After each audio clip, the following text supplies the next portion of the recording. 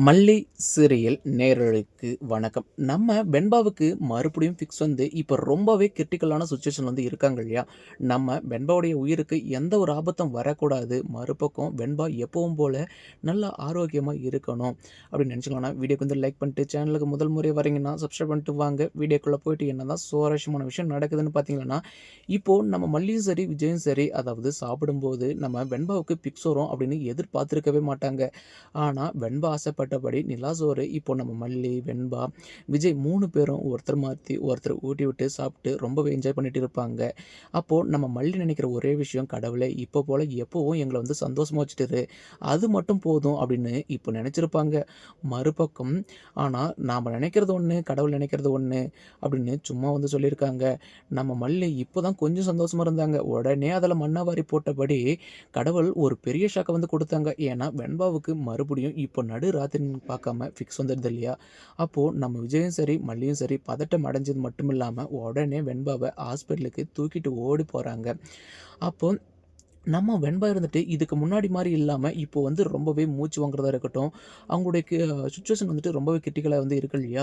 அப்போ ஹாஸ்பிட்டல்ல டாக்டர் கிட்ட வந்துட்டு, "டாக்டர் என் பொண்ண எப்படியாச்சும் வந்து காப்பாத்துங்க" அப்படின்னு வந்து சொல்லுவாங்க இல்லையா? "சரி நீங்க 2 பேரும் வெளிய வெயிட் பண்ணுங்க. நான் என்ன ஏதுன்னு வந்து செக் பண்ணிட்டு சொல்றேன்" அப்படின்னு வந்து சொல்லுவாங்க இல்லையா? அப்போதான் டாக்டர் வந்துட்டு செக் பண்ணி பார்த்துட்டு, "என்ன குழந்தைக்கு இவ்ளோ கிரிட்டிக்கலா இருக்கு. இவ உயிர் பிழைப்பாளா? பிழைக்க மாட்டாளா? அதுவே ரொம்ப டவுட்டா இருக்கு. இவளுக்கு ஏதாச்சும் மறுபடியும் மயக்க மருந்து கலந்ததோ, இல்ல வேற ஏதாச்சும் வந்து குடுத்தீங்களா?"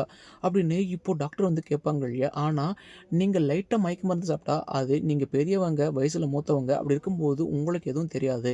ஆனா, ஆல்ரெடி அவ மயக்க மருந்தால தான் இந்த அளவுக்கு அவளுடைய பிரெயின் வந்து அஃபெக்ட் ஆயிருக்கு. அப்படி இருக்கும்போது சின்ன ஒரு பவுடர் இருந்தாலுமே, அது அவளுடைய பிரெயின இன்னுமே பாதிப்படைய செய்யும். அவளுக்கு அடிக்கடி பிக்ஸ் வர செய்யும். அது அவளுடைய உயிரையே எடுத்துரும் அப்படின்னு வந்து சொல்லுவாங்க இல்லையா?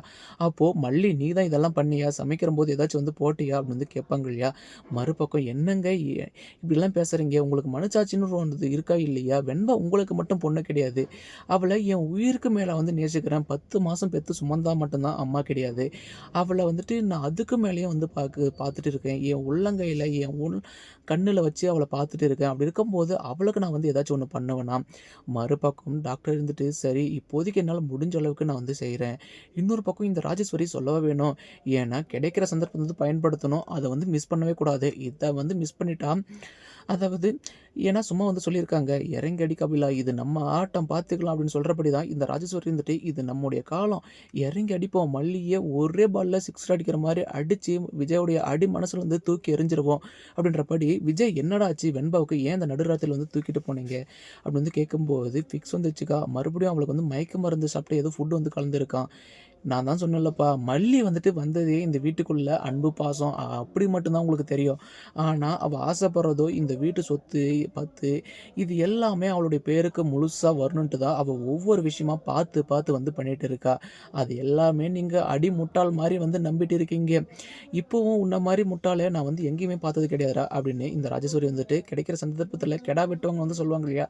அந்த ஒரு செயல தான் வந்து பார்த்துட்டு இருக்காங்க. ஆனா, நம்ம வெண்பா கண் முழிச்சா தன்னுடைய மல்லி அம்மாவ யாருக்காகவும், எதுக்காகவும் விட்டுக் கொடுக்க மாட்டாங்க. ஏன்னா, ஒரு குழந்தைக்கு தெரியும் யார் நல்லவங்க, யார் கெட்டவங்க, யார் தன்ன வந்து நல்லா பார்த்துக்கிறாங்க, யார் பார்த்துக்க மாட்டேன்றாங்க அப்படின்ற ஒரு விஷயம். விஜய் வேணா அதாவது பச்சோந்தி மாரி அடிக்கடி வந்துட்டு மல்லி தான் சொல்றத வந்து கேட்கறதில்ல அப்படின்றதுக்காக வந்து மனசு மாறலாம். ஆனா, குழந்தை வந்துட்டு ஒரு அம்மாவ எந்த அளவுக்கு நேசிக்குமோ, அதே போல தான் ஒரு அம்மாவும் குழந்தைய வந்து நேசிப்பாங்க. இது எல்லாமே நம்ம வெண்பா கண் முழிக்கிற வரைக்கும் ஒரு பெரிய பிரச்சனையா தான் வந்து போகப் போகுது. இதுக்கு அடுத்தடுத்து என்னென்ன சுவாரஸ்யமான விஷயங்கள் இன்ட்ரெஸ்ட்டா நடக்குது நம்ம மறக்காம சேனல் வந்து ஃபாலோ பண்ணுங்க ஃப்ரெண்ட்ஸ். தேங்க் யூ ஃபார் வாட்சிங்.